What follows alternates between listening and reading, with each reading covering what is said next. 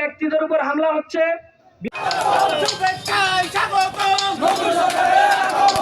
6 truck মানুষ এসেছে লাঠি সোটার অস্ত্র নিয়ে।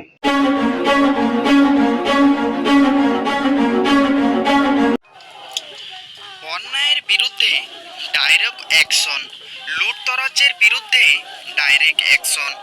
দেশব্যাপী লুটতরাজ, ভাঙচুর, হুমকি, মারামারি সহ চলমান সংকট নিরসনের ছাত্র নাগরিকের সমাবেশ।